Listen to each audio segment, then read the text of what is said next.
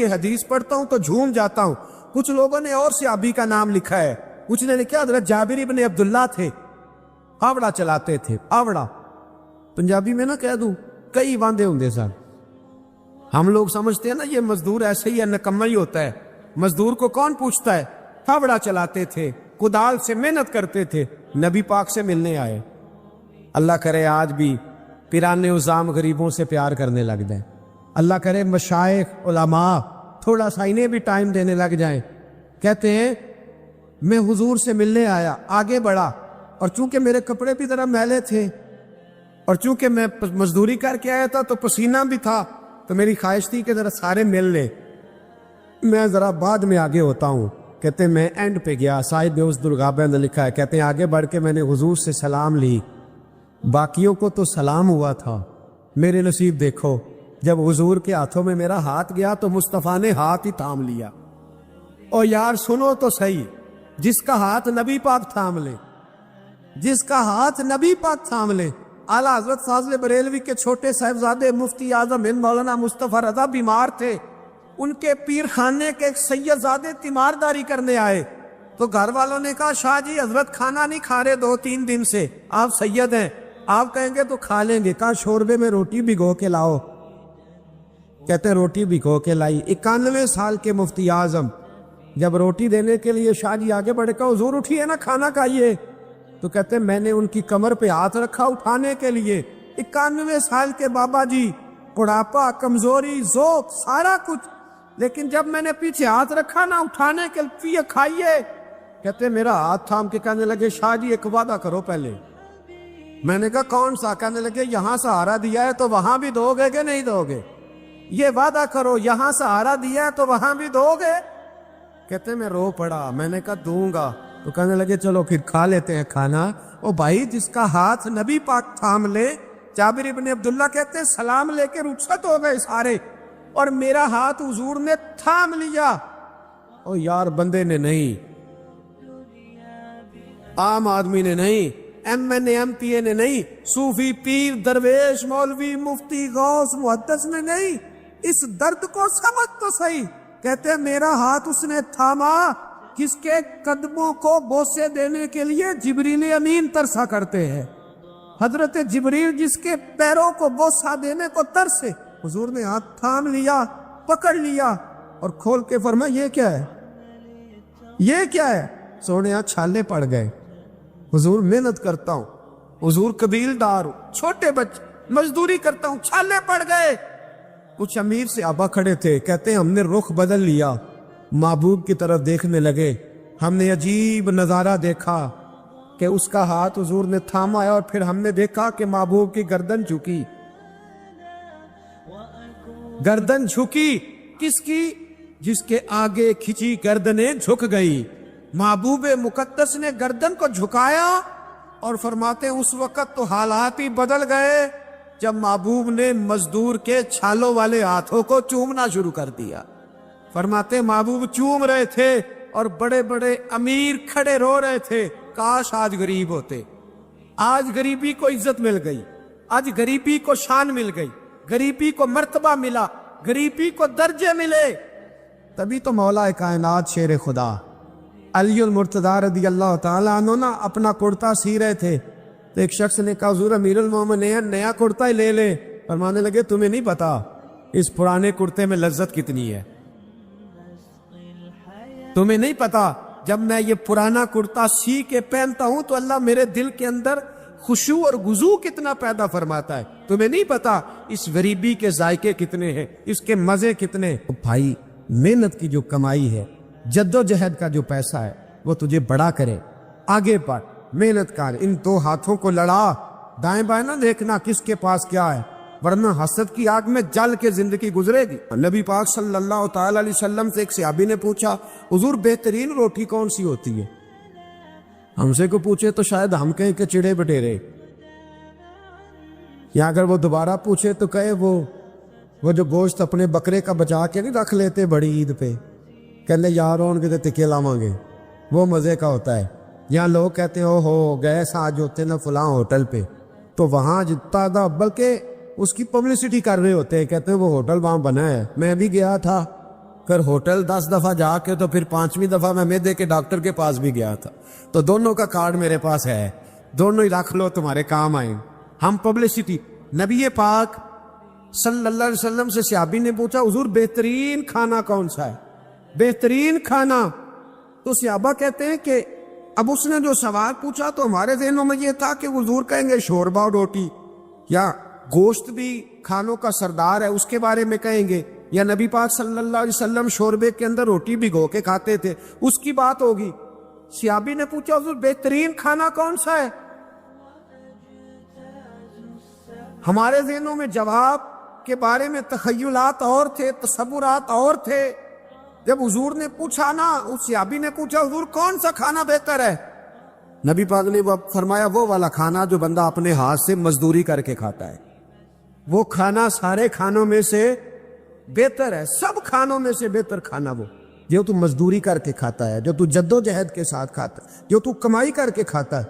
اور اگر کوئی تجارت کرے, تاجر ہو, تو محبوب علیہ السلام فرمانے لگے جو سچا تاجر ہو, وہ والا تاجر نہیں جو کہے جھوٹ کے بغیر کام ہی نہیں چلتا, وہ والا نہیں جو کہے جھوٹ بولوں گا تو دکان چلے گی. فرمایا جو سچا تاجر ہوگا اللہ قیامت کے دن اسے شہیدوں, صدیقوں, اور محبوب فرمانے لگے اللہ اسے قیامت میں صدیقوں, شہیدوں اور نبیوں کے ساتھ جگہ عطا فرمائے گا. سچے تاجر پہ, سچے تاجر تجارت کریں سچائی کے ساتھ. دھیان, حضرت معروف کرخی بغداد کی جامع مسجد میں تشریف رکھتے تھے تو بارش نہیں ہوتی تھی. کچھ لوگ دعا کرانے آ گئے, کہا بابا جی بارش نہیں ہوتی, دعا کر دیں. تو آپ فرمانے لگے میرے سامنے ایک کریانے والا ہے. کریانے والا لفظ سمجھانے کے لیے بول رہا ہوں, اس زمانے میں جو بھی اس کا نام تھا. کہا یہ جو کریانے والا نا چینی, پتی, گھی, دال, چاول بیچتا ہے, اس سے دعا کراؤ بارش ہو جائے گی. نے کہا حضرت صاحب اس سے دعا کرائیں, رفیق شفیق سے, یہ تو ہمارا لنگوٹیا ہے, ہمارے ساتھ رہتی, اس سے دعا کر. فرمایا دعا کراؤ بارش ہو جائے. اب پیر صاحب کا حکم تھا, اللہ کے نیک بندے کا, گئے اس سے کریانے والے سے کہا دعا کراؤ. کہنے لگا یار میں تو پڑھا لکھا بھی نہیں, مجھے تو دعا کے لفظ بھی صحیح نہیں آتے, دعا حضرت معروف کرخی سے کراؤ. کہنے لگے انہوں نے بھیجا ہے, انہوں نے بھیجا ہے. تو اس کریانے والے نے ہاتھ اٹھایا, کہا اللہ, اے اللہ تیرے بندے نے تیرے بندوں کو میرے پاس بھیج دیا ہے, تو بارش کے لیے ہے, مہربانی کر دعا بارش برسا دے, دعا مقبول فرما. لوگ کہتے ہیں اس نے چہرے پہ ہاتھ بھی نہیں پھیرے, بارش شروع ہو گئی.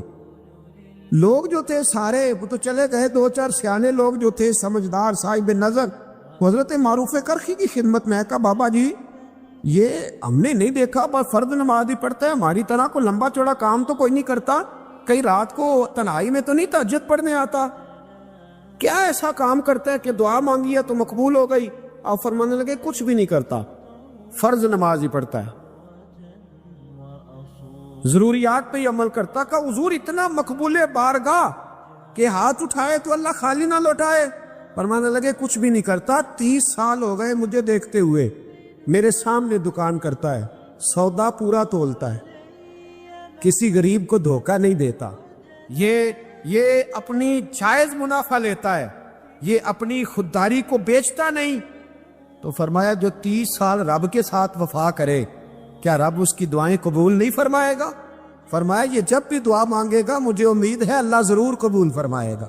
تو میرے بھائی دیانت, ہمارے نوجوانوں کے مزاج میں محنت نہیں شامل, جد و جہد نہیں شامل. جس کو 10 ایکڑ یا 20 ایکڑ زمین ملی ہے اس نے کسی کو ٹھیکے پہ دی ہے, وہ خود نہیں حال چلانا چاہتا, ورنہ پھر اسے چودھری کوئی نہیں مانے گا. وہ خود نہیں آگے بڑھنا چاہتا. جس کی اپنی دکان ہے ذاتی, اس نے کرائے پہ دی ہے, کوئی یہ نہ سمجھے کہ کروڑوں کی دکان ہے اور خود یہ 10-10 روپے کی چیز بیچ رہا ہے. محنت کا مزاج نہیں, جد و جہد کی طبیعت نہیں. اور یہ جو فارغ رہنے والے ہیں نا, آج ناراض ہو جانا ہے آپ نے, چلو کوئی بات نہیں, لیکن ایک بات ضرور ہے کہ قوم کو سمجھدار ضرور ہونا چاہیے, ناراض ہو یا نہ ہو. یہ جو فارغ رہنے والے 15-20 ہیں انہوں نے بڑی خرابی کی ہے. ان کو دیکھ کے اور بھی بہت سارے لڑکے فارغ ہو گئے. یہ جو محلے کے پہلے 10 فارغ ہیں نا, یہ بڑا نقصان کر. اگر یہ کچھ محنت کریں, جد و جہد کریں, تو باقیوں کی بھی توجہ کام کی طرف بڑھے. بوڑھا باپ ڈیوٹی پہ جا رہا ہے, بیٹے کو کام ہی نہیں مل رہا. عجیب بات, بوڑھا باپ ساری مزدوری کر رہا ہے, بچہ کہتا ہے کام نہیں میری مرضی کا مل رہا. تیری مرضی کا کب ملے گا؟ محنت کرے, जद्दोजहद करें, दूसरों के हाथों की तरफ देखने वाले बुज़दिल होते, कमजोर लोग होते। हजरत हसन बसरी रहमतुल्लाह अलैह एक नौजवान को रोज कहते थे जा कोई काम तलाश कर, रोज भेजते। एक दिन वो आ गया आपकी खिदमत में, आके कहने लगा हुजूर मैंने फैसला कर लिया, मैंने कोई काम नहीं करना। फरमाने लगे क्यों? कहने लगे आज मैंने अजीब सीन देखा है। पर मैं क्या देख आए हो? कहने लगा जी मैं जंगल में गया हूं तो मैंने देखा है एक शेर ने शिकार किया है, आधा उसने खा लिया है और आधा मुंह में पकड़ के सफर शुरू कर दिया है। एक पहाड़ी पे चढ़ गया शेर, मैं भी एक दरख्त पे चढ़ा देख रहा था। हजरत जी जब वो शेर पहाड़ी पे चढ़ा है तो वहां एक लूमड़ी बैठी थी जिसकी एक टांग भी कटी हुई थी और दोनों आंखों से नाबीना भी थी। उस शेर ने वो बचा हुआ शिकार उसके मुंह में डाला है। तो जो रब लूमड़ी के लिए खुराक का बंदोबस्त कर सकता है मेरे लिए भी करेगा, लिहाजा मैंने अब काम नहीं करना। हजरत हसन बसरी मुस्कुराए, फरमाने लगे क्या बात है तेरी, तूने किरदार दो देखे, एक शेर देखा एक लूमड़ी देखी। फरमाने लगे बेवकूफ, तूने लूमड़ी बनने का प्रोग्राम बनाया, शेर बनने का क्यों नहीं बनाया? तो लूमड़ी बनने का प्रोग्राम बनाया कि कोई कमा के लाएगा तो मैं खाऊंगा, शेर बन, शिकार कर, खा भी और खिला भी, गरीबों के पास भी लेके जा, खा भी और क्या बन। जिन्होंने मैं आना पिया फिर नहीं बोल दे, बूढ़े ही बोलते हैं बेचारे। क्या बनना है? शेर बन, शेर, खा भी और खिला भी, मेहनत कर, जद्दोजहद कर। अल्लामा इकबाल लंदन में थे तो बेटे ने खत लिखा कि अब्बा जी जरूरत पड़ गई है, मजबूरी आ गई है, कुछ पैसे किसी से उधार ले लूं, जब आप वापस आएंगे तो लौटा दूंगा। तो इकबाल ने अपने बेटे को खत लिखा और उस खत के अंदर एक नज़म लिखी और क्या अंदाज इख्तियार किया, जावेद के नाम उस नज़म का नाम रखा। इकबाल कहने लगे दियारे इश्क में अपना मकाम पैदा कर, अब्बे के सहारे जीना अब छोड़ दे, अब वालिद को बैसाखी बना के आगे बढ़ना छोड़ दे, दियारे इश्क में अपना मकाम पैदा कर, नया जमाना नए सुबह शाम पैदा कर, खुदा अगर दिल फितरत शनास करे अता तुझको, सुकूते लाला गुल से कलाम पैदा कर। और मेरा तरीक अमीरी नहीं फकीरी है, मेरा तरीक अमीरी नहीं फकीरी है, खुद ही न बेच गरीबी में नाम पैदा कर, खुद ही न बेच गरीबी में नाम पैदा कर। पता तो तब है ना कि जब तू गरीब हो फिर कुछ करके दिखाए, जब तू कमजोर घराने से उठे फिर तू कुछ करके दिखाए। अब्बे का सजादा नशीन बनना आसान, अब्बे की फैक्ट्री वाली कुर्सी पे बैठ जाना आसान, लेकिन तू तो बताना तेरे अंदर भी कोई खूबी है भाई के नहीं? पता ये तो कमजोर लोग होते। मेरा तरीक अमीरी नहीं फकीरी है, खुद ही न बेच गरीबी में नाम पैदा कर। ये दुनिया में कोई पेशा बुरा नहीं। तो हजरत दाऊद लोहे का काम करते थे, लोहे का काम हजरत दाऊद को कहे बुरा लोहार को, ये हजरत दाऊद करते थे, खुद नबी पाक अलैहिस्सलाम ने बयान फरमाया। हजरत नूह अलैहिस्सलाम लकड़ी का काम करते थे, हजरत सैयदना आदम अलैहिस्सलाम खेती बाड़ी भी करते थे और कपड़ा भी बुना करते थे। अम्मा हव्वा घर के अंदर कपड़ा बुनती थी, ये पेशे बुरे हैं। हजरत इदरीस अलैहिस्सलाम कपड़े सिया करते थे जो हमारा दर्जी काम करता है, ये पेशे बुरे। एक पेशा बुरा है दुनिया में, एक पेशा, वो है किसी से मांग के खाना। बर्तन धोने वाला बुरा नहीं होता, झाड़ू देने वाला बुरा, चौकीदारा करने वाला बुरा। किसी ने पता नहीं गालिबन नैतुल्लाह मरहूम की बात है, एक गुजरे हैं कालम निगार या कुदरतुल्लाह शाहब की, कहते हैं कि मैं, किसी ने उनसे कहा कि तुम किसी से कुछ लेते नहीं, खुददारी कैसे सीखी? तो कहने लगे एक महंगे होटल में रोटी खाने गया, तो उस महंगे होटल का जो चौकीदार बाबा था ना, वो सर्दियों में इस तरह के कपड़े पहन के आया कि ठिठर रहा था, कहाँ पर रहा था। तो मैंने आगे बढ़ के कहा कि बाबा तेरे पास मोटे कपड़े कोई नहीं? कहता बेटा होते तो मैंने पहने ना होते। तो कहते मैंने कहा कि इस वक्त रात सारी तूने ड्यूटी करनी है तो इन्हीं कपड़ों में रहोगे? तो कहते हैं कि वो कहने लगा हाँ बेटे क्या बताऊं, 4 बच्चे, बूढ़ा हूं, उनकी नौकरी करनी होती है और उन चारों बच्चों में सिर्फ बेटियां हैं, बेटा है कोई नहीं मेरे पास। तो मैं तो आज चाय पीनी थी तो मेरी बीवी मुझे कह रही थी कि थोड़ी सी पत्ती और 1 कप दूध घर में पड़ा है, बच्चे सोते हैं तो आपको बना के देती हूँ। कहते मैं तो चाय इस तरह पीता हूँ जिस तरह दवाई पी जाती है। تو میں نا وہ تھوڑی سی سب روگاں دا روگ محمد جس دا نام غریبی، تو میں نے وہ چائے میری بیوی بنا کے لائی، تو میں نے کہا بھلی مانا تجھے بھی ٹھنڈ لگ رہی ہوگی تھوڑی، تو بھی پی لے۔ تو اس نے کہا نہیں، آپ نے ساری رات چوکی دارا کرنا ہے، آپ پیے۔ کہتے میں پی کے آ گیا ہوں۔ کہتے عین عشاء کا وقت تھا، سردی کا موسم تھا، گھاس تھی بات، ہوٹل کے بابا کھڑا تھا۔ کہتے میں نے نا بابے کی بات سنی تو میں نے سمجھا کہ اس وقت کا سب سے بڑا سخی میں ہی ہوں، اور میں لگا ہوں قارون کے خزانے کو جوتا مارنے، لگا ہوں میں بہت بڑی سخاوت کرنے۔ کہتے ہیں میں نے جیب میں ہاتھ ڈالا اور 5 آنے نکال کے بابے کو دیے۔ میں نے کہا بابا لے جاؤ، اکٹھی چینی لے جاؤ، اور 5 آنے کا بڑا کچھ آیا کرتا تھا اس زمانے میں، اکٹھی چینی اور پتی لے جاؤ اور گھر میں چائے پیو۔ کہتے اتنی دیر ہوئی تو عشاء کی اذان ہو گئی، اور جب مؤذن نے اذان پڑھی اور میں نے 5 آنے بڑھائے تو بابے نے لپیٹ کے مجھے دیے، کہنے لگے میں تو تجھے اچھا آدمی سمجھا تھا، تو نے مجھے کیا سمجھ لیا ہے؟ میں نے اچھا سمجھ کے دکھڑا سنایا اور تو مجھے کیا سمجھ بیٹھا؟ یہ آرزو کرم اور میں آپ سے کروں؟ یہ بھیک اس کو دیجئے جس کا خدا نہ ہو، یہ بھیک اس کو دیجئے جس کا خدا نہ ہو۔ کہا جا رکھ اپنے پیسے۔ اور کہتے ہیں پھر میں نے اس بابے کو دیکھا، اس نے جوتے اتارے اور ٹھنڈی گھاس پہ اس نے اللہ اکبر کہہ کے نماز کی نیت باندھی، اور کہتے ہیں جب وہ سجدے میں گیا تو میں محو حیرت تھا، اور جب بابا عطیات پہ بیٹھا تو میں رو رہا تھا۔ میرا دوست کہنے لگا کیا ہوا؟ میں نے کہا آج مجھے سمجھ میں آیا ہے، ایاک نعبد و ایاک نستعین، آج بات سمجھ میں آئی ہے، آج سمجھ میں ایاک نعبد و ایاک، یہ آج مسئلہ سمجھ میں آیا ہے۔ کہتے ہیں اس بزرگ نے سلام پھیرا اور کہنے لگا تو ابھی گیا نہیں؟ میں نے کہا بابا میں تیرے جلوے دیکھ رہا ہوں، میرا تحفہ قبول کیوں نہیں کیا؟ تو کہتے ہیں بابا رو پڑا۔ کہنے لگا بیٹا اگر 5 آنے مانگ کے کھانے ہوتے تو میں رات کو سردیوں میں مزدوریاں نہ کرتا، اپنے پیسے گھر لے جا۔ میرا رب مجھے محنت کے ساتھ اتنا دیتا ہے کہ میں بیٹیاں بھی پال لیتا ہوں اور روٹی کھا کے سوتا ہوں، تو جب مجھے اللہ نے محتاج نہیں کیا تو میں محتاجی کیوں دکھاتا پھر؟ کہتے ہیں میں ساری زندگی اس کو دعائیں دیتا رہا، خدارا خوددار بنو، خوددار بنو، خوددار بنو۔ جب کوئی محنت کرتا ہے نا محنت، تو اللہ اس کی ضائع نہیں کرتا۔ ہمارا حال یہ ہے کہ ہمیں ہر چیز کافر بنا کے دیتا ہے، ہر چیز۔ کدھر گئے ہمارے نوجوان؟ کدھر گئی ان کی شعوری طاقتیں؟ وہ کب اس میدان میں اتریں گے؟ کب جد و جہد کریں؟ کب وہ نکلیں گے، سامنے آئیں؟ اپنے اندر ہمت پیدا کریں، طاقت پیدا کریں اپنے اندر۔ مجھے ایک صاحب ایک دفعہ کہنے اتنے لمبے سفر کس طرح کرتے؟ میں نے کہا میرے ساتھ گاڑی میں بیٹھو تمہیں بتاتا ہوں کیسے کرتے۔ یہ کرنے سے پتہ چلتا ہے۔ محبت کو سمجھنا ہے تو نہ سے خود محبت کر، کنارے سے کبھی انداز آئے طوفان نہیں ہوتا۔ تمہارے ساتھ چل تجھے بتاتے یہ کام کیسے ہوتا ہے۔ کوئی کام بھی بغیر محنت کے نامی کوئی بغیر مشقت نہیں ہوا، 100 بار جب عقیق کٹا تب جا کر نگی ہوا۔ محنت کا مزاج بنائیں، کبھی کسی کی طرف نہ دیکھیں، بڑا بھائی کیوں نہ ہو، والدی کیوں نہ ہو، سہارے نہ تلاش کریں۔ جو بیساکھیوں پہ چلتے ہیں ان کی یا تو ٹانگیں کٹی ہوتی ہیں یا بزدل ہوتے، بیساکھیاں نہ تلاش کرو، سہارے ڈھونڈو نہ، سہارے بننے کی کوشش کرو۔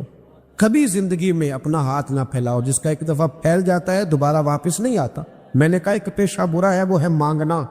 بہت سارا وقت ضائع ہوتا ہے، بہت سارا۔ یہ ہمارے ہاں درجنوں ابحاث اور درجنوں بحثیں صرف وہ ہیں جن کا کوئی مقصد نہیں۔ فضول پیسوں میں الجھنا، فضولیات میں وقت ضائع کرنا، فضول سوالات کرنا۔ فضول سوالات بھی دین میں منع۔ اب قرآن مجید پڑھیے تو رب فرماتا ہے کیا تم بھی میرے نبی سے اسی طرح کے سوال کرنا چاہتے ہو جیسے اس سے پہلے حضرت موسیٰ سے کیے گئے؟ وہی رنگ اختیار کرنا چاہتے ہو؟ ابحاث میں الجھ جانا، اس چوک میں وقت گزارنا۔ آج کل بھلا کون کون کیا کر رہا ہے، اس پر بڑا وقت گزر گیا۔ فلانا فلانی جگہ کیسے پہنچ گیا، فلانے کی فلانی مصروفیت کیسے بنی، فلانے کا فلانے سے تعلق کیسے بنا، زیادہ وقت اسی میں بیت گیا۔ فضول ابحاث، فضول بحثیں، فضول وقت کا ضیاع، اپنے معاملات پہ بالکل توجہ نہ دینا۔ پرنسپل صاحب اے سی والے کمرے میں آرام سکون سے بیٹھے، انہیں پتہ ہی نہیں کہ اٹھ کے باہر جاؤں دیکھوں جا کے میرا عملہ کیا کر رہا، انہیں پتہ ہی نہیں۔ پیر صاحب کے لیے چونکہ لنگر ذرا تھوڑا سا پیر صاحب کو بتایا ہوتا ہے ڈاکٹر نے کہ تو نے یخنی کھانی ہے چھوٹے گوشت، اس کے لیے چونکہ علیحدہ سے پکتا ہے اور گلاس پانی کا سٹیج پہ پہنچتا ہے، 6 बंदे रुमाल लिए खड़े, उठ के देखते ही नहीं कि मुरीद को सबक पढ़ रहा है कि नहीं पढ़ रहा। तालिब इल्म पे जाके तवज्जो ही नहीं देते कि उसके कमरे का हशर क्या है।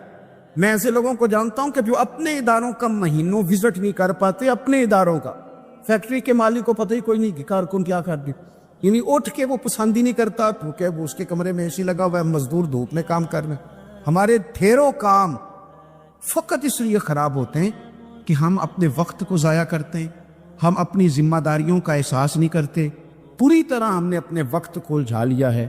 नबी पाक सल्लल्लाहु अलैहि वसल्लम फरमाते हैं जन्नती भी एक बात पे हसरत करेंगे, हालांकि वहां कोई कमी नहीं, कोई कमजोरी नहीं, पर जन्नती भी हसरत करेंगे, कहेंगे हाय काश, हसरत करेंगे।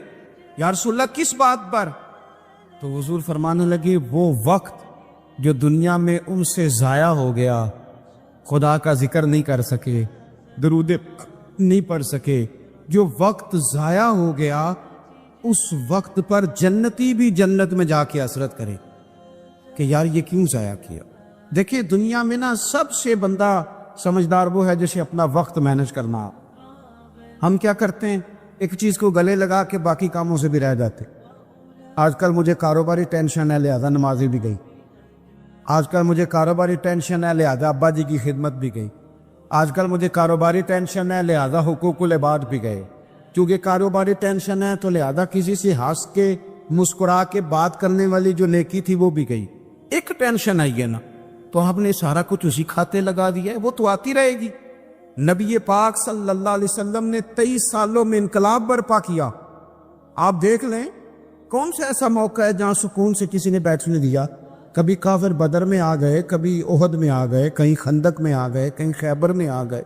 वो मामला अपनी जगह पे था, तो यहाँ मदीने में यहूदियों की साजिशें शुरू हो गई। वो अपने मकाम पर एक मामला था, तो मुनाफिकीन अंदर थे।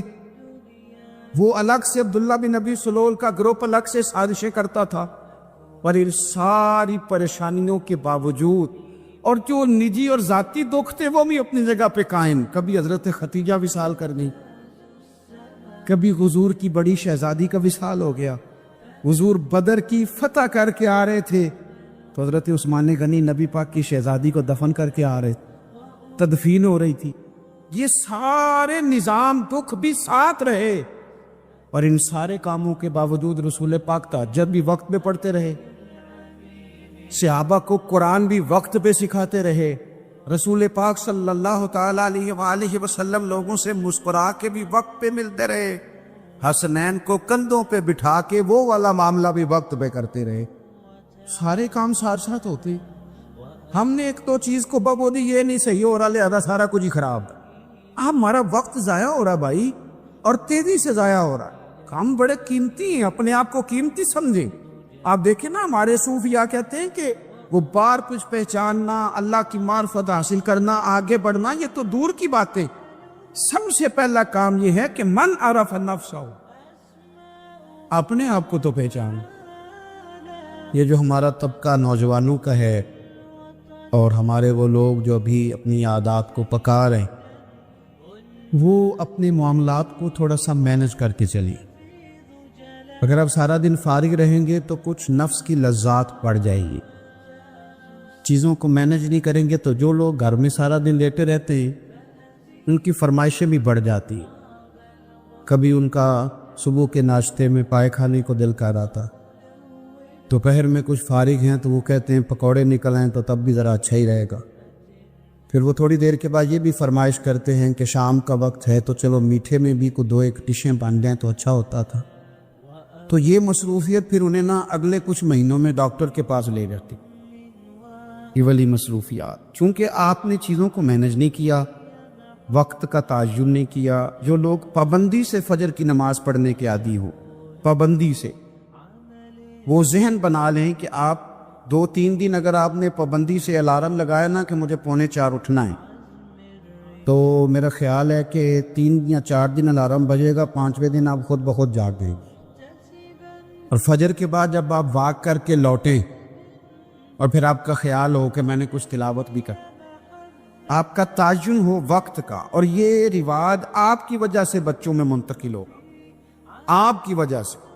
हमारे उस्ताद फरमाया करते थे मेरे पास चले हो तो मैं तालिब इल्मों को हफ्ते में एक छुट्टी ना दूँ। ہم لوگ ذرا تھوڑے سے پریشان ہوتے ہیں کہ بھائی استاد جی مطلب کہتے ہیں کہ ہفتے بعد بھی چھٹی نہ ہو، حالانکہ چھٹی تو ہونی چاہیے۔ وہ کیا فرماتے تھے؟ وہ کہتے تھے جس دن چھٹی ہوتی ہے شیڈول خراب ہو جاتا ہے، بچوں کا اگلے دن بھی مدرسے آنے کو دل نہیں کرتا۔ اور یہ بات ہم نے بعد میں دیکھی، اس کا تجربہ کیا کہ روٹین میں جو نظام چل رہا ہوتا ہے اس میں جب ایک دن کی بھی آپ بریک لگاتے ہیں تو کچھ اگلے دن کا ماحول خراب ہوتا ہے۔ دیکھیں کچھ لوگوں کے پاس دولت ہوتی ہے، کچھ کے پاس نہیں ہوتی، کچھ کے پاس اللہ تبارک و تعالیٰ کی دی ہوئی وسعت ہوتی ہے، کچھ کے پاس نہیں ہوتی۔ وقت ایک ایسی نعمت ہے جو اللہ نے سب کو عطا کی، اگر اس کو ہمیں مینج کرنا آ جائے، طے کرنا آ جائے۔ ہم نے ایسے لوگوں کو دیکھا جنہوں نے بڑے بڑے کارنامے سر انجام دیے۔ حضرت عمر بن عبدالعزیز رحمۃ اللہ علیہ کی عمر 39 سال ہوئی ہے، پوری 40 سال نہیں۔ ہمارے ہاں 39 سال کا ابھی نوجوان ہوتا ہے، ہاں وہ بابا کہیں تو ناراض ہو جاتا ہے۔ 39 سال عمر، 39 سال عمر مبارک تھی جس میں انہوں نے روز 5 سپارے قرآن پاک بھی پڑھ لیا، کئی لاکھ بار درود شریف بھی پڑھ لیا۔ انہوں نے اپنے پورے عہد حکومت میں بڑے بڑے سرائے قائم کیے، بڑی بڑی مساجد بنائی۔ جو پچھلے بادشاہ ان سے پہلے گزرنے والے عدل نہیں کرتے تھے، وہ ساری خرابیاں دور کر کے انہوں نے عدل بھی کر دیا۔ ان 39 سالوں میں یہ وہ حسین شخص ہے، پھر اس نے اتنا کام کیا کہ اسے رسول پاک کی بارگاہ سے سلام بھی آیا۔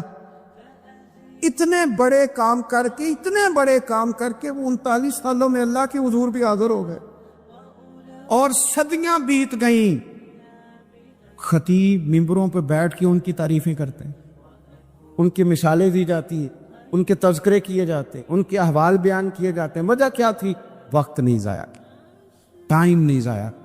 آپ یقین کریں اتنا وقت ہے ہمارے پاس، اتنا وقت ہے، فلانی چیز کا بھی ہمیں پتہ ہے، فلانی چیز کا۔ حضرت بابا فرید الدین گنج شکر رحمۃ اللہ تعالی علیہ، آپ دلی میں رہتے تھے، اپنے مرشد شیخ قطب الدین بختیار کاکی کی بارگاہ۔ تو ایک بندہ دور سے کہیں آیا تو اس نے بابا صاحب سے کہا فلانے محلے جانا ہے۔ فرمانے لگے مجھے نہیں پتا اس کا۔ وہ کہنے لگا آپ دلی میں نئے آئے ہیں؟ فرمائے نہیں، سالوں بیت گئے۔ تو کہا پھر آپ کو اس محلے کا نہیں پتا؟ کہنے لگے 2 گلیوں کا پتا ہے، ایک قطب کے گھر جاتی ہے، دوسری واپس آتی ہے، تیسری کا نہیں پتا۔ وہ تو فارغ لوگ ہیں جو گھومیں گے، ادھر جائیں گے ادھر جائیں گے، ہماری تو جو ڈیوٹی ہے ہم ڈیوٹی کر لیں۔ اپنی زندگی میں اوقات کا اتنا ضیاع ہے، اتنا ضیاع ہے، اتنا ضیاع، حد ہو گئی۔ ہمارے بزرگوں نے جو اب وہ کتابیں لکھ گئے جو ہم سے پڑھی نہیں جاتی، اتنی بڑی ہے، لوگ پڑھ نہیں پاتے ساری زندگی میں۔ اعلیٰ حضرت فاضل بریلوی نے 1000 کتاب لکھی ہے، اور ایسے نہیں لکھ دی کہ 4 کتابیں رکھی تو 5 بھی اس میں سے نکل آئی، ایسے نہیں، بلکہ انہوں نے ایک کتاب لکھی ہے جس کو کھولا جائے تو کئی جلدوں میں کتابیں بنتی۔ کیسے لکھا؟ وقت مینج تھا، وہ وقت پہ اٹھتے تھے، وقت پہ سوتے تھے، وقت پہ جاگتے تھے، وقت پہ نماز پڑھتے تھے، وقت پہ سارے کام کرتے۔ حکیم الامت مفتی احمد یار خان صاحب نعیمی رحمت اللہ علیہ قرآن مجید کی تفسیر لکھنے بیٹھے تو ایک پارے کی 1 جلد لکھی، 8 جلدوں میں حدیث کی شرح لکھی، سینکڑوں شاگرد بنائے، بے شمار ان کے عقیدت مند ہوئے، ان کی کتابیں انمول موتی۔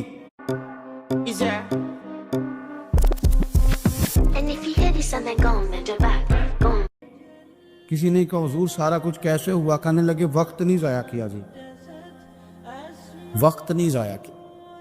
مفتی صاحب نا جب جمعے کا خطبہ دینے کے لیے ممبر پہ بیٹھتے تھے اور پہلی بات کرتے تھے نا الحمدللہ، تو لوگ گھڑی ٹھیک کرتے تھے، کہتے تھے لو بھی 1 بج گیا، مفتی صاحب بیٹھ گئے۔ یہ 1 منٹ آگے پیچھے نہیں ہوتے، بلکہ ایک سادی مثال، مفتی صاحب عصر کی نماز سے 15 منٹ پہلے گھر سے نکلتے تھے، تو آپ گزرتے تھے نا جہاں سے، تو ایک حویلی تھی، ایک ذمہ دار تھا، وہ اس نے بھینسیں رکھی ہوئی تھی، تو عصر سے پہلے تھوڑا سا بھینسوں والے لوگ دودھ دھونا شروع کرتے، تو مفتی صاحب جب سامنے سے گزرتے تو وہ ذمہ دار کہتا اپنے بیٹے سے انہیں پتر کٹا چھڑ دے، مفتی صاحب لانگ گئے نہیں۔ وہ کہتے ابا جی اجے دن کھلوتا ہے، کہتے دن نو چھڑ استاد لانگ گئے نہیں، وہ وقت پہ جاتے ہیں لہذا وقت ہو گیا، تو اس طرح کر، تو شروع کر دودھ دھونا۔ تو کہتے ہیں گھڑیاں کم ہوتی تھی، ہر بندے کے پاس ہوتی نہیں تھی، تو اگر گھڑی منگا کے بھی کبھی دیکھتے تھے تو واقعی 4:45 ہوتے تھے، اپنے معاملات کو لوگوں نے جب طے کر لیا، جب ان کا ارادہ بن گیا، جب وہ کام کرنے والے لوگ تھے، آپ یقین کریں کئی لوگوں کو اپنے بارے میں اتنی معلومات نہیں ہوتی جتنا ان کے پڑوسیوں کو ان کے بارے میں پتا ہوتا، اتنی معلومات نہیں ہوتی جیسے ویسے لوگوں کو خبر ہوتی ہے کہ فلانا. اور کسی دانشور نے بڑی عمدہ بات کی تھی، اس نے کہا تھا ہمیں پڑوسی کے بچوں کی غلط حرکتوں کا پتہ ہوتا ہے پر اس کی غربتوں کا پتہ نہیں ہوتا. یہ ذرا وقت پہ خیال کرتے ہیں کہ فلانا بچہ شرارت کتنی کرتا ہے، یہ نہیں سوچتے کہ اس کی فیس بھی ادا ہوئی ہے کہ نہیں، انہوں نے روٹی بھی کھائی ہے کہ نہیں، ان کے پاس اسکول جانے کا یونیفارم بھی ہے کہ نہیں. حضرت سیدنا طفیل بن عمرو دوسی رضی اللہ تعالیٰ عنہ کہتے ہیں میں نے کلمہ پڑھا تو میرے کریم محبوب علیہ السلام فرمانے لگے جا کے نا قبیلے میں بھی دین کی دعوت دے. فرماتے ہیں میں نے پیغام دین دیا اور سارے قبیلے میں دیا، کوئی ایک دروازہ بھی رہا نہیں جہاں میں نے پیغام نہ دیا. لیکن ایک بندے نے بھی میری بات قبول نہیں کی، میں تلخ ہو گیا. اتنی دیر ہو گئی بات کرتے، ایک بھی نہیں سنتا یار. حالانکہ جو دعوت دینے والا ہوتا ہے اس کے ذمہ اذان پڑھنا ہوتا ہے.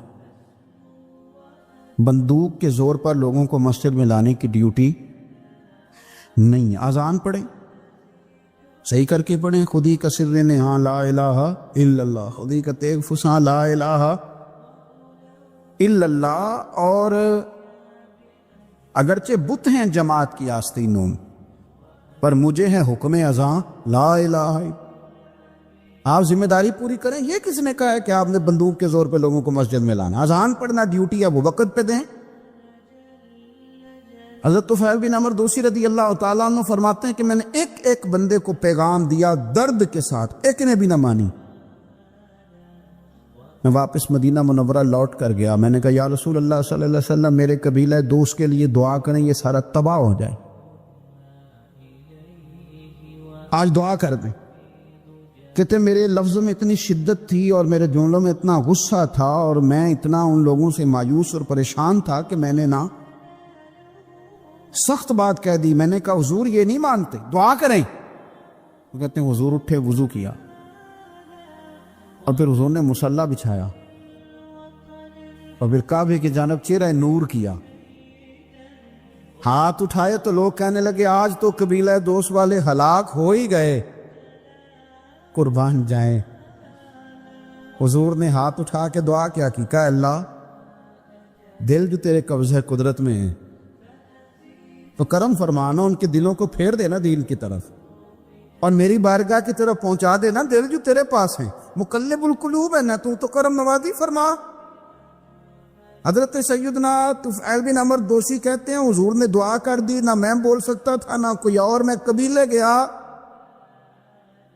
پر لوگوں قربان جاؤں میں اپنے قبیلے بعد میں پہنچا، حضور کی دعا کا اثر میرے قبیلے پہلے پہنچ گیا.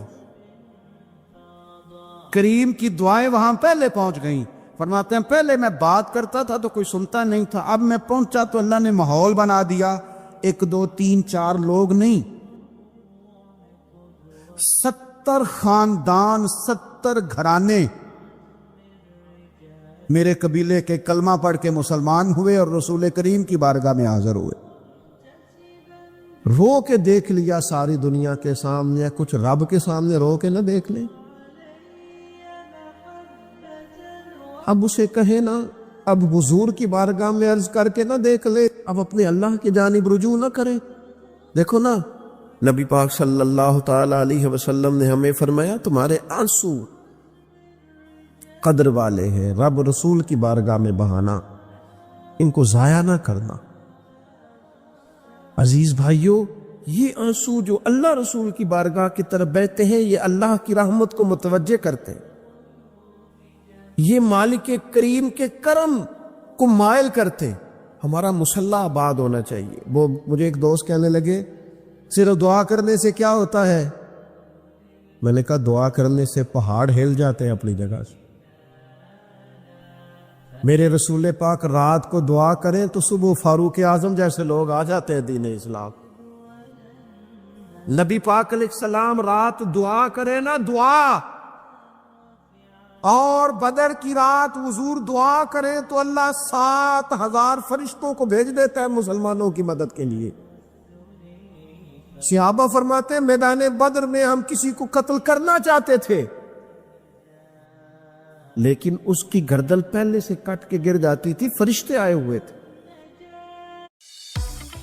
Order food you love with Food Panda. Download the app and order now. آج ہمارے ساتھ اللہ کی مدد ناراض ہو گئی ہے, ہم سے رب کی مدد ناراض ہے.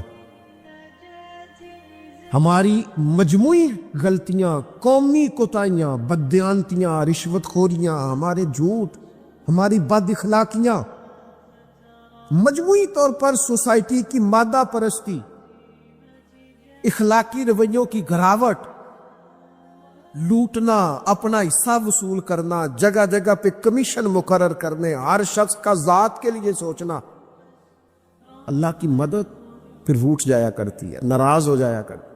سب سے ضروری کام یہ ہے, سب سے ضروری کام کہ اللہ کی مدد شامل ہو. سب سے. ایک صحابی تھے, ایک جگہ انہیں شہید کیا جا رہا تھا, تو کافر چاہتے تھے کہ ہم ان کی لاش کو معاذ اللہ ثم معاذ اللہ بے حرمتی کریں.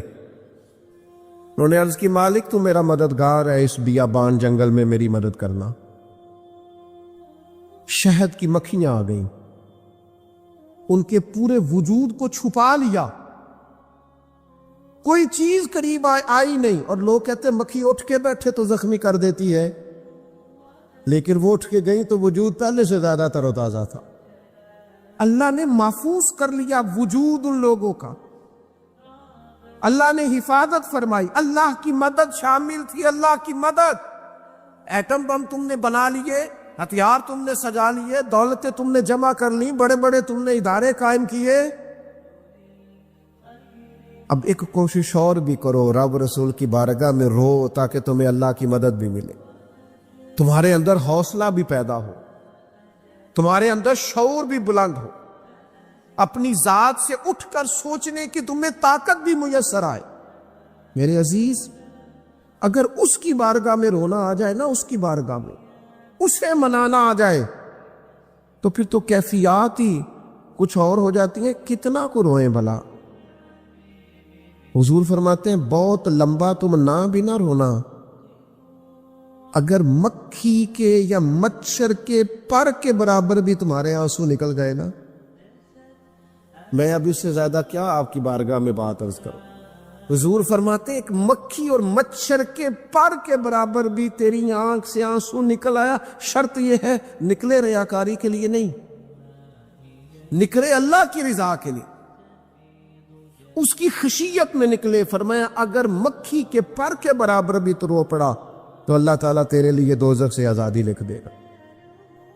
اور نبی پاک صلی اللہ تعالی علیہ وسلم نے بیان فرمایا ہے, حضور فرماتے جو اللہ کے خوف سے رو پڑے نا, جس طرح بھینس بکری گائے کے تھنوں سے نکلا ہوا دودھ دوبارہ تھنوں میں نہیں نہ جاتا,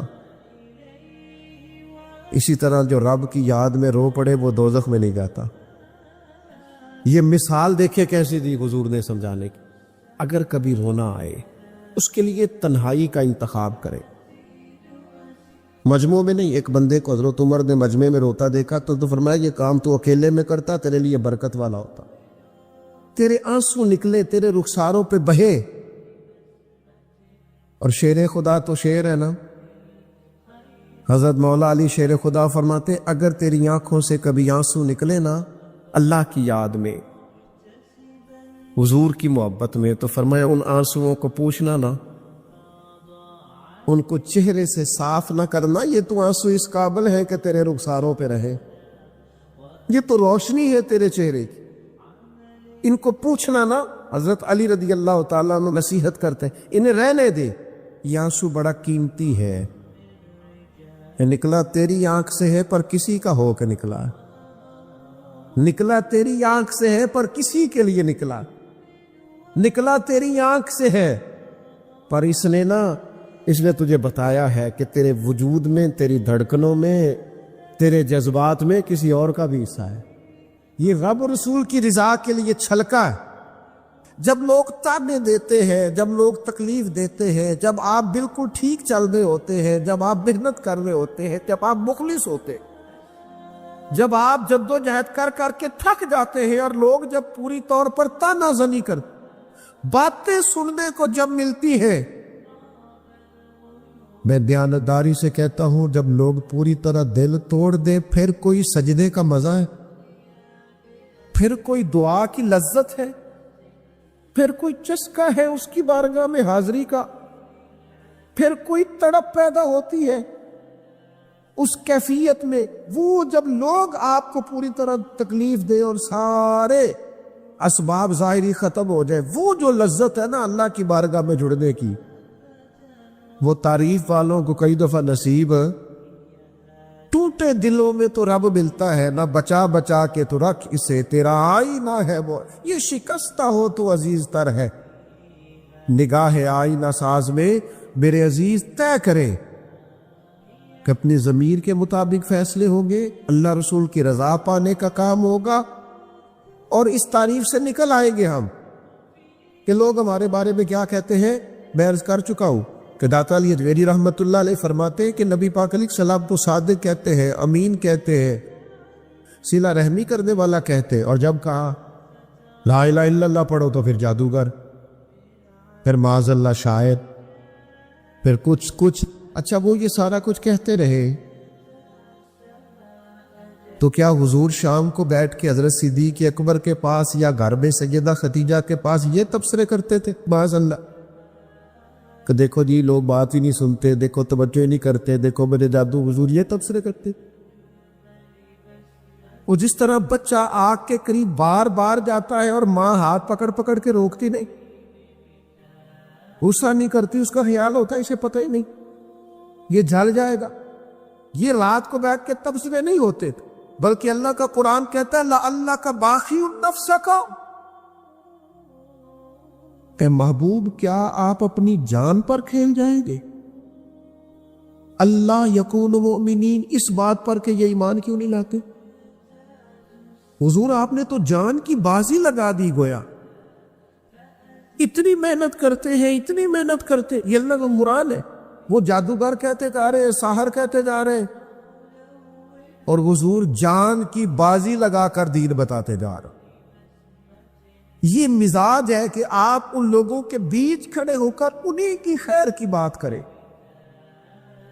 انہی کے حق میں بھلے کی بات کریں جو آپ پر تانا زنی کر، آپ انہی لوگوں کے لیے دیکھیے حضرت موسیٰ علیہ السلام،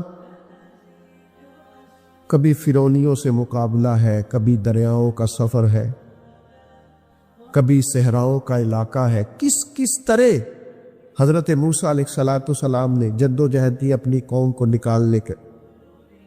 آپ قرآن مجید کھولیں، جگہ جگہ حضرت کلیم علیہ السلام کا ذکر ملے گا، کبھی وہ پانی کا مطالبہ لے کے آ، کبھی کچھ لے کے آ، دن رات حضرت موسیٰ علیہ السلام انہیں فرعون سے، فرعونیوں سے نجات دلانا چاہتے ہیں، لیکن وہ کتنی ذہنی اذیت دیتے ہیں۔ آپ تاریخ پڑھ کے دیکھیں، کبھی وہ ان سے کہا گائے ذبح کرو تو پوچھتے ہیں ہمیں کیسا ہو، بچڑی ہو کہ جوان ہو۔ کبھی حضرت موسیٰ علیہ السلام کے بارے میں معاذ اللہ ثم معاذ اللہ، یہاں تک انہوں نے کہہ دیا کہ آپ نے تو اپنے بھائی حضرت ہارون کو قتل کر کیا، یہاں تک کہ ایک عورت کو کہا جا کے جناب حضرت موسیٰ پہ الزام لگا دو۔ کبھی وہ کہتے ہیں کہ معاذ اللہ آپ اتنا اپنے آپ کو پردوں میں چھپا کے رکھتے ہیں، چونکہ حضرت کلیم بڑے حیادار تھے، اللہ کے سارے نبی حیادار ہوتے، وہ کہتے تھے لگتا ہے جسم پہ معاذ اللہ ثم معاذ اللہ کوئی عیب ہے، کبھی کوئی بات، کبھی کوئی بات، کبھی کوئی بات۔ لیکن آپ حضرت کلیم کو دیکھیں، وہ جہاں بھی رب کی بارگاہ میں عرض کرتے ہیں اپنی امت، وہ اپنی قوم کی خیر ہی، وہ اللہ کی بارگاہ میں یہی عرض کرتے ہیں مالک ان کے لیے ہدایت کے راستے واضح، یہاں تک ان کی قوم نے کہہ دیا معاذ اللہ، یہ اللہ کا قرآن فرماتا ہے، آپ سورہ آراف پڑھ کے دیکھیے، وہ کہنے لگے اے موسیٰ ہمیں تو آپ سے پہلے بھی آپ کی وجہ سے تکلیف پہنچی، معاذ اللہ آپ کے بعد بھی آپ کی وجہ سے تکلیف پہنچی، وہ آپ کی ولادت کی خبر معروف ہی تو فرعون نے ہمارے بچے قتل کرانے شروع کر، تو آپ کے تو آنے سے پہلے بے تکلیفیں پہنچ رہے. لیکن حضرت موسیٰ پھر بھی کہتے اور صبر کرو تمہارا دشمن ہلاک ہو جائے, اللہ تعالیٰ تمہیں کامیابی دے گا. پھر اللہ تعالیٰ نے اس کا اعلان بھی فرمایا, فرمایا یاد کرو نا بنی اسرائیل والوں, وہ وقت یاد کرو نا, وَإِذْ نَجَّيْنَاكُمْ مِنْ آلِ فِرْعَوْنَ, پھر ہم نے تمہیں نجات دی فرعون والوں سے, پھر ہم نے تمہیں نجات دی ان لوگوں سے, فرعونیوں سے تمہیں بچا لیا. کس کی برکت سے؟ حضرت موسیٰ علیہ السلام کے برکت. اللہ نے ان کے ذریعے تبلیغ فرما کے بچا لیا. قوم میں اس کے اندر تبلیغ دیتی. حضرت سیدنا شعیب علیہ السلام کا ذکر ہمیں ملتا ہے سورہ ہود کے اندر. حضرت شعیب اپنی قوم کو منع کر رہے, کیا کہہ رہے؟ ناپ تول پورا کرو, نا انصافی نہ کرو, لوگوں کا حق نہ مارو, یہ خیر کی دعوت. قوم جواب میں کیا کہتی ہے؟ سورہ ہود پڑھیے. وہ کہتے ہیں ہمیں نہیں سمجھ میں آتی آپ کی باتیں. اگر ہمیں آپ کے قبیلے کا ڈر نہ ہوتا تو معاذ اللہ ہم تو آپ کو پتھر مار مار کے شہید کر دیتی. آپ انہیں تبلیغ دین کر رہے ہیں, آپ انہیں اخلاقیات سکھا رہے ہیں, آپ ان کے کردار و عمل میں خوبصورتی پیدا کرنا چاہ رہے. وہ کہتے ہیں اگر آپ کے قبیلے کا خوف نہ ہوتا تو ہم تو آپ کو شہید کر دیتے. تو جواب میں حضرت شعیب نے کیا کہا؟ جاؤ پھر موج کرو. انہوں نے کہا ایسی قوم کو تبلیغ کروں جو پتھر مارنے کی بات کرتی؟ کیا میں ویسے لوگوں کو دعوت خیر دوں جو مجھے شہید کرنے کی بات؟ کیا خوبصورت جملہ ہے قرآن مجید نے بیان کیا. حضرت سیدنا شعیب فرمانے لگے وَيَا قَوْمِ اعْمَلُوا عَلَىٰ مَكَانَتِكُمْ إِنِّي عَامِلٌ, فرمانے لگے قوم والو تم اپنی جگہ کام کرتے رہو جو تم نے کرنا ہے, اور میں اپنی جگہ دین کی تبلیغ کرتا رہو. کرو تم اپنا کام اور میں اپنا. شکوہ ظلمت شب سے تو کہیں بہتر تھا ہم اپنے حصے کی کوئی شمع جلاتے جاتے. خبر پھیل گئی کہ حضرت عثمان غنی کو شہید کر دیا گیا. انہوں نے حضرت عثمان کو روک لیا تھا, بٹھا لیا تھا. یہاں خبر پھیل گئی جناب عثمان کو شہید کر دیا گیا. عثمان میں قربان رستوں سے جہاں تھے آپ گزرا کرتے تھے, میرے محبوب نے فرمایا آؤ بھائی سارے میرے ہاتھ پر بیعت کرو, میرے ہاتھ پر بیعت کرو, موت کی بیعت کرو, ہم نے عثمان کے خون کا بدلہ لینا. محبوب کا جوش و خروش, صحابہ بیعت کر رہے کس بات پر؟ حضرت عثمان کے بدلے پر. 1400 لوگوں نے بیعت کی بشمول مولا علی شیر خدا کے. کہ ہم نے حضرت عثمان کا بدلہ, حضور کو پتا تھا, محبوب تو جانتے ہیں, پر جذبات کو صحیح رخ دینا تھا. فرمایا آؤ بیعت کرو, اور تمام لوگوں نے بیعت کر لی, صرف حضرت عثمان نہیں تھے. حضرت انس بن مالک فرماتے محبوب نے اپنے ہاتھ فضا میں لہرائے, فرمایا بھی عثمان موجود نہیں ہے, فرمایا یہ ہاتھ میرا, یہ میرے عثمان کا, لو میں عثمان کی بھی بیعت کرتا ہوں, یہ عثمان کی بھی. حضرت حضرت انس بن مالک فرماتے, جناب انس بن مالک فرماتے قسم اللہ کی, وہ جس وقت نبی پاک نے کہا نا یہ عثمان کا ہاتھ ہے, فرماتے اس وقت عثمان کا ہاتھ کائنات کے سب لوگوں کے ہاتھوں سے بہتر ہو گیا تھا. اتنی عظمتیں ملی حضرت عثمان غنی کو, اتنا مقام ملا سیدنا عثمان کو. یہ جو لوگ ہیں نا, یہ جو دروازہ رسول کے خاص غلام ہیں, ان غلاموں کی محبت سے فیض آئے گا رسول پاک کی محبت کا. غلامی کی طبیعت چاہے گی, ان سے پیار کرو گے تو مدینے والے کے محبوب بن جاؤ گے. ان لوگوں سے سیکھیں گے کہ دین کا اصل مزاج کیا ہے, یہ بتائیں گے. حضرت عثمان غنی رضی اللہ تعالیٰ عنہ, انہوں نے رسول کائنات صلی اللہ تعالیٰ علیہ وسلم سے محبت کی, پیار کیا. اس انداز میں کیا کہ وہ درجنوں سینکڑوں لوگ کھڑے ہیں اور کئی دنوں کی بھوک ہے, تو منافقین ہنس رہے ہیں کہ دیکھو مسلمانوں کے پاس تو کھانا ہی نہیں, تو عثمان غنی اونٹوں پہ رکھ کے پکا کے لنگر بھیج رہے ہیں, ہمیں کھلاؤ ان کو, عثمان کی جانب کھلاؤ کھانے. حضرت عثمان غنی ایک صحابی قرض لے گئے, کچھ دنوں کے بعد آئے, آ کے کہنے لگے واپس لے لے. کہنے لگے میں نے تو مربت میں دے دیا تھا, تو میرے نبی پاک کا غلام ہے, میں تو اس نسبت کا پابند دے دیا تھا, واپسی کا کیا مانا ہوں. حضرت سیدنا عثمان غنی کا ڈھلا ہوا رسیلا سجیلا مزاج, اس میں خوبصورتی, اس میں ٹھہراؤ, اس میں رسول پاک کی محبت کا رنگ. حضرت رقیہ رضی اللہ تعالیٰ عنہ حضور کی صاحبزادی ہیں, ان کے ساتھ حضرت عثمان غنی کا نکاح ہوا. جناب اسامہ بن زید کہتے ہیں حضور نے مجھے کچھ چیز دینے بھیجا, ابھی میں چھوٹا تھا, گھروں میں چلا جاتا تھا, اور بعض نے لکھا ابھی پردے کی آیتیں ہی نہیں آئی تھی, لوگ جاتے تھے ایک دوسرے کے گھروں میں. حضرت اسامہ بن زید کہتے ہیں میں گیا کھانا دینے, تو میں نے دونوں میاں بیوی کو گھر میں بیٹھے دیکھا. میں واپس آیا تو محبوب فرمانے لگے میری بیٹی اور میرے داماد کو دیکھا. تو میں نے کہا یا رسول اللہ دیکھا ہے. فرمایا اتنے خوبصورت لوگ پہلے بھی کبھی دیکھے؟ اتنے خوبصورت تھے حضرت عثمان غنی, اتنے حسین تھے, اتنا ان کے مزاج میں نفاست تھی, اس قدر زیادہ شرم و حیا والے. حضور فرماتے ہیں ایسے لوگ کبھی دیکھے؟ میرے دوستوں, ان لوگوں سے پیار کرنا, ان سے محبت کرنا, ان کے ناموں پر اپنی اولادوں کے نام رکھنا, ان کی غلامی کا ذکر اپنی طبیعتوں میں پیدا کرنا. اور پھر نبی پاک صلی اللہ تعالی علیہ وآلہ وسلم نہ ان کا ذکر کرتے تو مختلف انداز میں, مختلف زاویوں سے. محبوب ایک باغ میں بیٹھے, یہ بھی ذرا دیکھنا, کبھی من موج میں ہوتا ہے اور تن شوق میں ہوتا ہے, کبھی کیفیات اور ہوتی ہیں. کبھی وہ ایک مقام پہ کہا تھا نا میرے اوپر ایک ایسا وقت آتا ہے کہ میرے ساتھ میرا رب ہوتا ہے جو اس کی شان کے لائق. تو نبی پاک علیہ السلام پر گویا وہ جو حضور فرماتے ہیں نا میرے ساتھ ایک ایسا وقت آتا ہے جب میرے ساتھ میرا کریم مالک کرم نوازی فرماتا ہے, وہی آتی ہے یا کلام کرتا ہے. تو محبوب پاک صلی اللہ تعالی وسلم تشریف فرمایا. جناب ابو موسیٰ اشعری رضی اللہ تعالیٰ عنہ فرماتے ایک باغ میں حضور بیٹھے تھے, تو میری حضور نے ڈیوٹی لگائی باہر دروازے پر. فرماتے باہر کوئی آیا اس باغ کے دروازے پر, تو حضور فرمانے لگے جو دروازے پہ آیا اسے اجازت بھی دے دو اور جنت کی بشارت بھی دے دو. ظاہراً تو حضرت ابو موسیٰ اشعری نے بھی بندہ نہیں دیکھا کون آیا ہے, وہ سامنے تو آیا ہی نہیں, لیکن حضور نے اندر بیٹھے بیٹھے ہی نا, اندر بیٹھے بیٹھے ہی محبوب فرمانے لگے وہ جو آیا ہے نا, کیونکہ حضور تو مالک ہے نا جنت کے. میرے امام فرماتے تجھ سے اور جنت سے کیا مطلب, منکر دور ہو, ہم رسول اللہ کے, جنت رسول اللہ کے.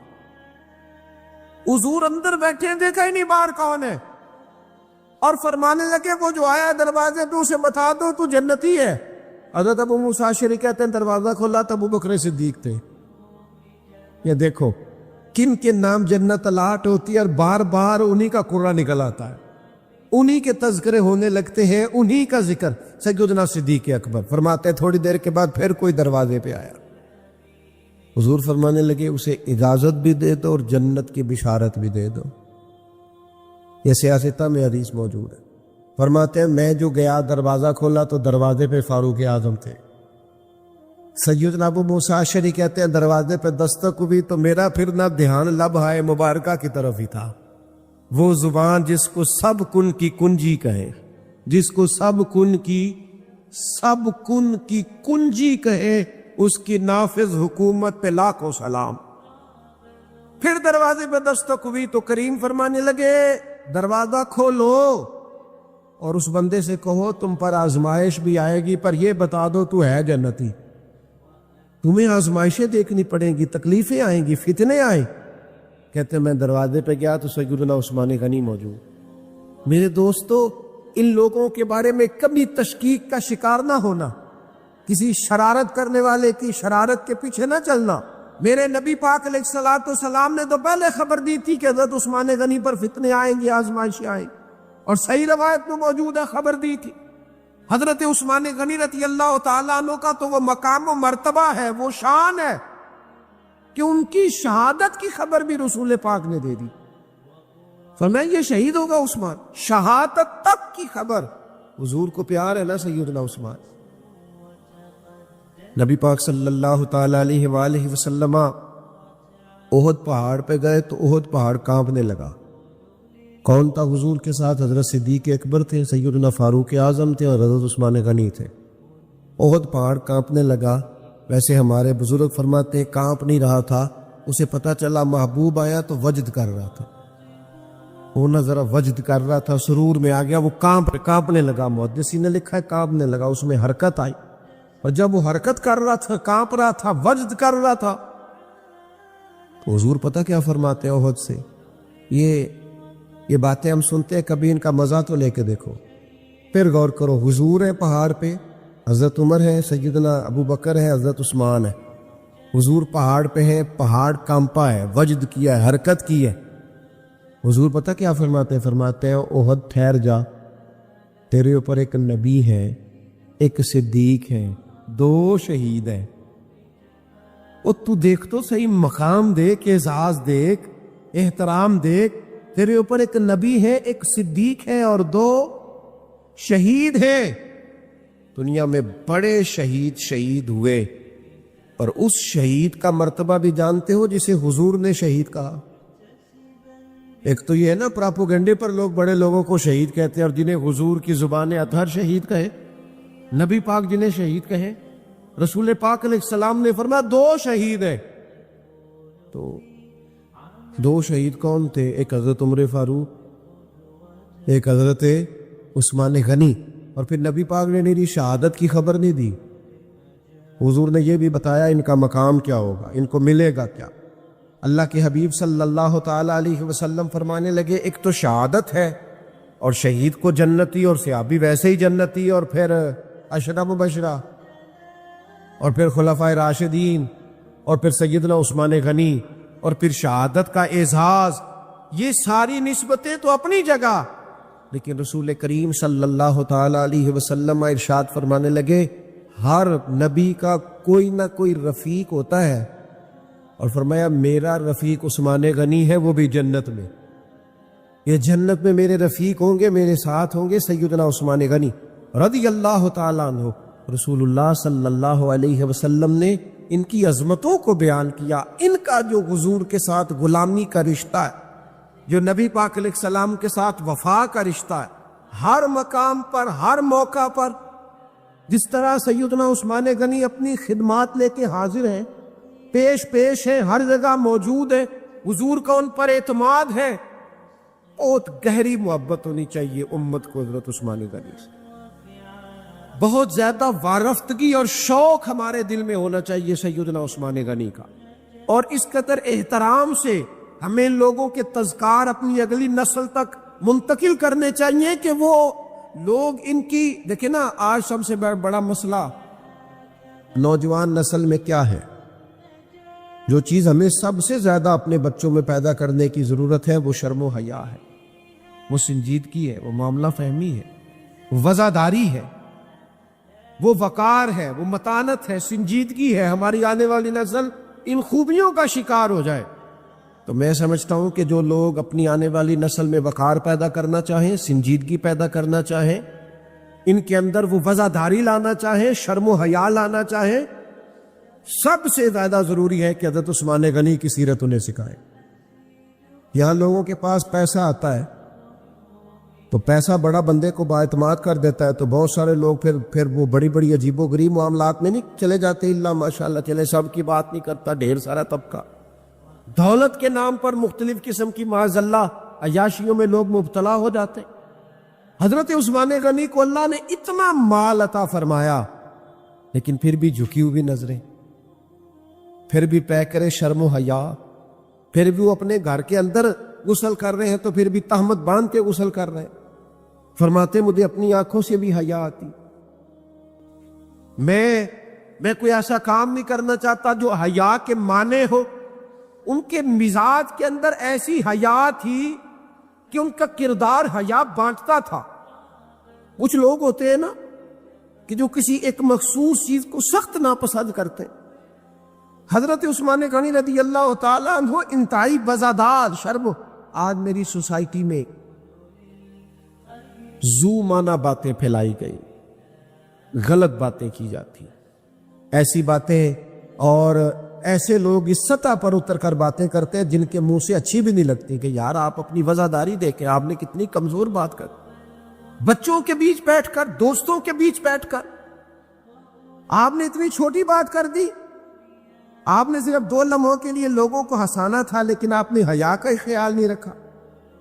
آپ کے جو من میں آیا آپ نے کہہ دیا. ہر بات کو سنانے کی ہوتی ہے؟ ہر بات پہ حضرت علی شیر خدا فرماتے میں نے ایک مخصوص مسئلہ حضور سے پوچھنا تھا, لیکن مجھے اتنی حیا آتی تھی میں کئی ہفتے کئی مہینے پوچھ نہیں سکا. حالانکہ بات شریعت کی پوچھنی تھی. فرماتے پھر کوئی شخص آیا, اس نے وہ بات پوچھی تو میرا بھی مسئلہ حل ہو گیا. مزاج میں جب شرم و حیا ہوتی ہے, اور فرمایا جب بندہ بے حیا ہو جائے پھر جو مرضی کرے. پھر تو لوگ باپ کو مذاق کرتے ہیں, پھر تو اپنے بزرگوں کو مذاق کرتے ہیں. لہجوں کا سنجیدہ ہونا, متانت, وزاداری, وقار, ہر جگہ ہر بات نہیں کی جا سکتی. لہذا انسان کو اپنی ہر حیثیت کا خیال ہونا چاہیے. حضرت عثمان غنی کے مزاج کے اندر جو حیا کوٹ کوٹ کے بھری ہوئی تھی. نبی پاک علیہ السلام آرام فرمائے, بڑی معروف روایت ہے, اور تھوڑی سی پنڈلی مبارک سے چادر مبارک ہٹی ہوئی ہے. حضرت ابو بکر آئے, حضور لیٹے رہے. عمر آئے, لیٹے رہے. سیدہ عائشہ کہتی ہیں عثمان غنی آئے. اچھا ایک بات یہاں, حضرت عمر مزاج کی جلالی ہے, جناب عثمان تو ٹھنڈی طبیعت کے آگے, لیکن ان کے مزاج کے اندر وہ جو ایک الگ وزاداری ہے, ان کے مزاج کے اندر وہ جو اس معاملے کے اندر بہت زیادہ سنجیدگی ہے. دروازے پہ تستو, کوئی کون ہے دروازے پہ؟ حضور میں عثمان غنی. فرمایا ذرا رکو. سیدہ کہتی ہیں حضور اٹھ کے بیٹھے. اللہ کرے آپ سمجھیں یہ حضور کی شفقت ہے غلام کے لیے, یہ محبوب کی. اوے چھوٹے تو خیال رکھتے ہی ہیں بڑوں کی, یہ پسند ہے یہ پسند ہے, لیکن اگر محبوب کریم اتنا کرم کرے, اپنے غلام کی چاہت کا خیال کرے, تو پھر بات بھی دیکھے اور پھر اس غلام کی شان بھی دیکھے. نبی کریم صلی اللہ تعالی وسلم نے فرمایا ذرا رکو. حضرت عثمان غنی رک گئے, محبوب اٹھے, پہلے اپنی چادر مبارک کو ٹھیک کیا, اور پھر حضور نے فرمایا اب آ جاؤ. بات چیت ہوئی, سیدنا عثمان تشریف لے گئے, باقی بھی چلے گئے. تو سیدہ عائشہ صدیقہ کہتی میں نے عرض کی حضور ابو بکر صدیق بھی آئے, فاروق اعظم بھی آئے, اور عثمان غنی. یا رسول اللہ آپ نے کہا رکو, اور رکے, پھر آپ نے اپنی تہمت کو سمیٹا, تو کریم نے کیا فرمایا؟ حضور فرمانے لگے عائشہ جس سے فرشتے بھی حیا کرے. اوئے ہوئے, فرمایا جس سے فرشتے بھی حیا کرے, میں نہ اس سے حیا کروں. فرشتے عثمان غنی سے حیا کرے, فرشتے. سیدنا عثمان غنی سے تو فرشتے حیا کرے, حضور حیا کرے, پھر وہ بڑا بے حیا نہیں جو عثمان غنی کا حیا نہ کرے, بڑا بے حیا ہے جو سیدنا عثمان کا حیا نہ کرے. حضرت عثمان غنی کے بارے میں حضور نے فرمایا ان سے تو فرشتے بھی حیا کر کے.